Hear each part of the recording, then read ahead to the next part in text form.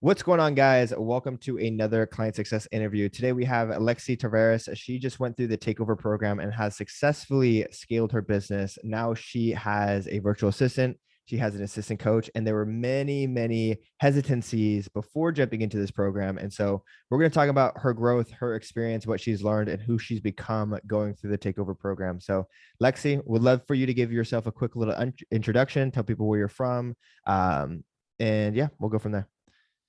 Thanks, Zach. Yes, I am Lexi Taveras. I'm from South Florida. I'm 24. And I've been an online coach before Zach for around, honestly, like just a few months. So I kind of joined just PTBI in general pretty early on. And yeah, I'm very passionate just about helping women kind of step away from the toxic diet culture and cultivate a healthy relationship with food while becoming future MILFs. So that is what we do around I here. love that. I love that. Um, Tell me a little bit about your business going through PTBI, because I know you had started your business, you were working at a job, you had also quit your job or gotten fired. I forget which it was, but tell me about the early stages of your business as you were building it up. Yeah, so the early stages of my business, honestly, a lot of it at first was inbound leads. Mhm. So I guess you could say I was lucky, I was blessed. I honestly think it was that mixed with just how, consistent I was in the areas that I needed to be. I was working at, your typical 9 to 5. I did love my job. I did love what I did. I was making pretty good money, 401k, all the benefits you can think of. So I'm sure, if whoever's watching this, if you relate, like trying to leave that security, that the most secure thing ever, and you love your job, can be kind of a tough road to go down. So I did make a promise to myself that, if I'm going to invest this money, and Zach will tell you, I literally threw up when I made my first investment into PTBI. I called the guy at the time who I was speaking to after I had committed, and I was like, honestly, like I need to think about it. And he was like, okay, cool. Like, what do you need to think about? And I was like, I just want to like meditate on it. I don't know, like dumb shit, right? And I had to just commit. I threw up, and now I'm literally living my dream life. That's So yeah, that's I want to stop you there because I literally use that story all the time for people who are really, getting on calls with us. I'm like, yeah, we have people throw up like on these calls, and like it actually happened, like that you were that person, which is incredible. But at what point did you walk away from your job? At what point did you realize that, hey, I can be successful in my business? It's time for me to walk away from the security of my job. And what was it like after making that decision? Were you nervous? Were you excited? Walk me through that. it was a very interesting experience. I would say it was like a spiritual experience. I'm not gonna lie. I had gotten to the point in my business where I was basically making more than I was making at my job. So, and that wasn't much. It was like 5K a month, I think. And then I was bringing in between like, honestly, this is off the top of my head, so don't quote me on it, like Mhm. 4 to 5K a month. And I was taking calls at work, like on my break. Like if I had a quick break, I would literally be like, I need to use the bathroom, and like go do a discovery call. Like you can't do that in most places, but my job didn't care.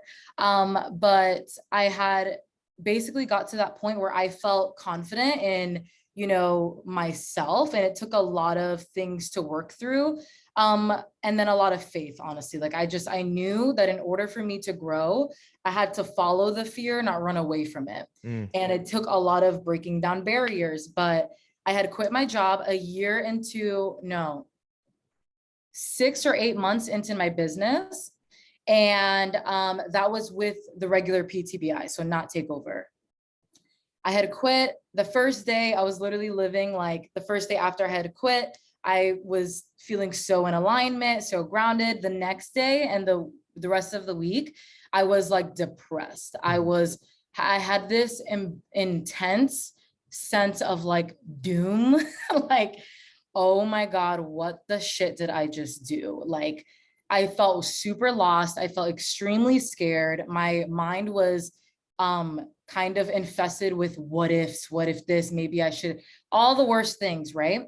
But then I knew that it was kind of just like I was shifting paradigms, that like my ego, a part of myself, was actually dying off. Mm-hmm. And that was like my ego's last chance to keep me comfortable, keep me safe, and prevent me from this big, scary move, right? So after that first week, though, I had kind of gotten through it. And after that, I got guidance, because obviously you can't do it all by yourself. And Takeover literally took me, it made my quitting of my job just completely more seamless and a better experience, because I was getting comfortable and trying on my own for a period of time. I started to feel, that impending doom again. Like, Mm-hmm. what do I do next? I don't know. And you can't know everything. So we invest. And that's what I did. Awesome. So tell me a little bit about your experience with Takeover. Like you went from quitting your job, making about 5K per month, all on your own. I do remember you had about 27 to 35 clients. I forget what the exact number was, but you were up there and you're like, I don't have time to do all the things that I need to do because I have all these clients to take care of, but I also, need to make more money because 5K is like, it's a good amount, but it's not like where you want to be. And then when you joined Takeover, we restructured your whole business. And so, just walk me through the process. What happened after Takeover? What did you learn and where are you now? Yeah, so after I joined Takeover, I hit my first 10K month. Like by the second-ish month, like if I were to pull up my expected revenue and my actual revenue, my expected was around 6,000, in the first-ish month. And then once I hired my assistant coach, it went to, and this was because a couple of paid in fulls as well. Mhm. I hit my first 10K month, and then my expected, my actual revenue again was around 9,500. So that is a lot better, almost doubling my revenue, because of all the things that were able to happen energetically as I hired an assistant coach. As I, hired a VA, I was able to focus on my zone of genius, which for me, it's content and engaging with my community, which was struggling as my roster was getting so high and I couldn't really focus on the things that I needed. It was kind of like, think of like a boat with holes, right? Mhm. And you plug one hole and then you're taking care of this and you got to plug this hole. And then when you are able to scale and you kind of step out of those fears, you hire an AC, you hire a VA, and then in the future, multiple of those, you rinse and repeat, then they kind of fill the holes for you and the Mhm. boat can float. Yeah. No, I talk about that. It's like, you're plugging your fingers in and you're like you don't have enough space for your fingers to cover all the holes. Yeah. Um, what kind of concerns did you have about, hiring an assistant coach or hiring a virtual assistant? Obviously it's a big step. You trusted me to walk you through that process, but I'm sure that there was concerns that you had before diving into it. Concerns. I was concerned about giving up control. I had my ego had this belief that like nobody can do it better than me. Even things that I wasn't the best at, like for example, DM outreach. I mean, I was good with DM outreach, but just giving that control up. Someone is literally being you in the messages. My assistant coach, like giving control to taking someone's trust in me and giving it to someone else that I have to trust. Financially, I wasn't really too concerned about the assistant coach because I knew it was just off of profitable income. And honestly, the idea of giving someone else like a source of income and doing what they love was like nice to me. Mhm. But with the VA, I was like, I kind of understood as well that like, two clients, I'm going to make it back. So I was very objective in those areas. My concern was mainly giving up control of parts of my business, I don't like to call myself a perfectionist as much anymore, but being an overachiever and having very high standards Mhm. and giving that up to people, that was definitely a big concern for me. So how have you adjusted now that you are a couple months into having a company with your team? How has those perfectionistic tendencies or overachieving tendencies and the giving up control, how's that changed? It's changed. I understood that I had to train them up. Like you're not hiring an assistant coach and a VA to just be like perfect and like be like the lifesaver of your business. You said this in the course. you have to train them up to standard. So the same way with my clients, it's very easy to be like, let's say they're not being consistent, they're not adhering to protocol. It's very easy to be like, okay, well, they're just not an ideal client, or they just don't want it bad enough, or whatever. When in reality, they just need more guidance. They just need you to scale it back. And I know that if I go above and beyond and they're still not coming up to par, then like I wash my hands of it, right? So one, I made sure that I really took my time in the interviews for sure, to make sure that not just that they were skilled, but that energetically I aligned with them. And like, I could feel it in the interview. It's not really something you can explain, because I'm going to be working with these people. So yeah. And then I made sure to train them up to par. That definitely relieved a lot of my concerns, because I could tell that they wanted to do better, that they were quick learners, and that they, my VA would study and she would share notes with me and be like, this is what I did extra. And like, I had her read like 5 to 10 pages of an English American book, like out loud before her shift. Because there's just context clues, things you have to kind of touch up on. And I wasn't afraid to like do those things that aren't, I guess, normal. So that really relieved a lot of my concerns. It made it a lot better. And with the control and the perfectionism, working on it is not something that happens overnight. I do find that I do get triggered here and there if there are mistakes that are made, but then I have to kind of just ground myself again and like regulate my nervous system and tell my ego we're not going to die. It's like things happen. And, be a leader, step into that leadership role and be compassionate. And then also make sure that there's systems in place to make sure it doesn't happen again. Yeah. I will say one of the things when it comes to scaling is that you do have to be okay with things becoming messier, right? Things Yes. just get a little bit more complex. There's more people to talk to, more things to get lost in translation. And so part of that process is just being okay with things getting a little bit messier, so long as the main goals are moving forward. So what has this taught you about yourself? You've now grown into a leadership role. You're not just coaching clients, but you're also leading a team. So what have you learned about yourself through this process? I've learned that I've learned a couple things. I guess you need to have, you need to cultivate a balance of, what's the best way to explain it? A flow and structure. Like you need that kind of like masculine energy and that feminine energy to be balanced in order for you to kind of go through, being an entrepreneur in a way that you really love and connect to.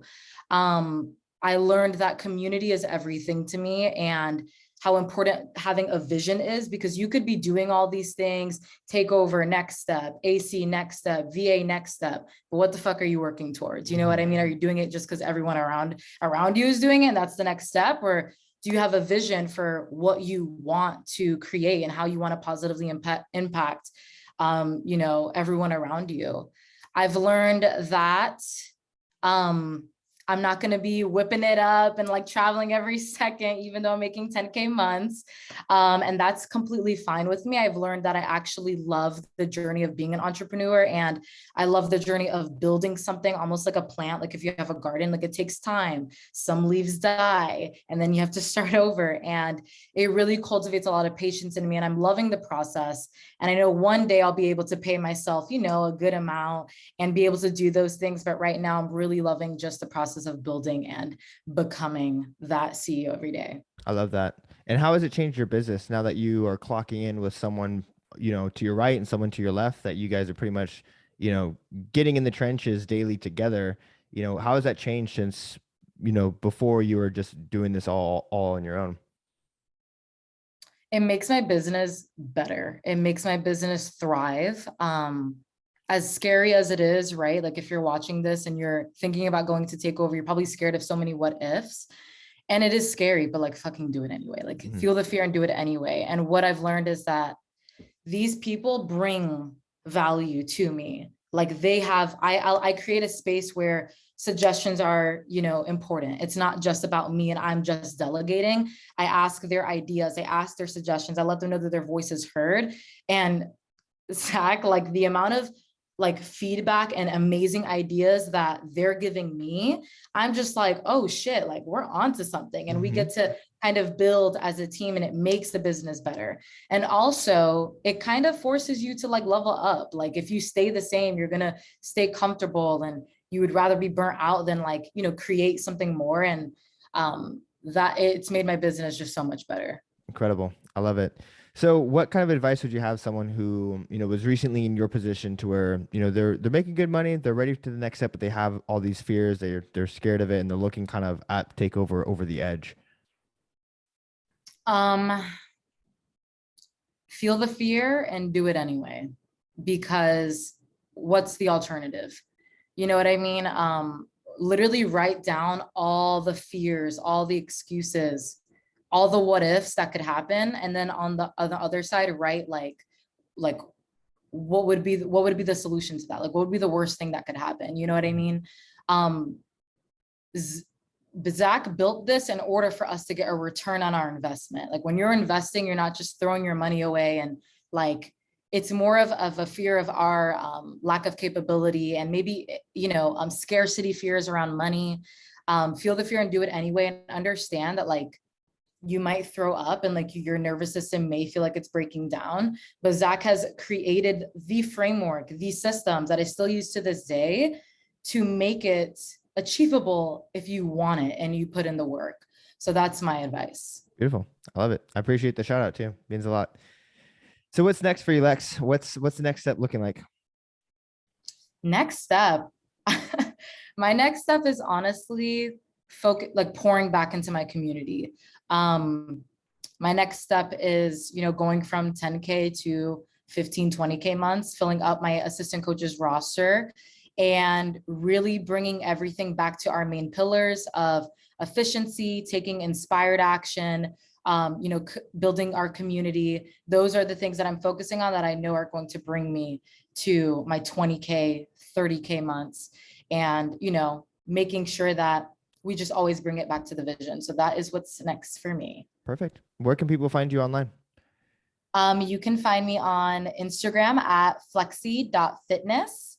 Our community page is at flexi.fitfam, flexi like flexible. And then, yeah, that's pretty Cool. much it. Awesome. Lexi, thank you so much. Congratulations on all the success inside of Takeover, and I can't wait to see you where you end up.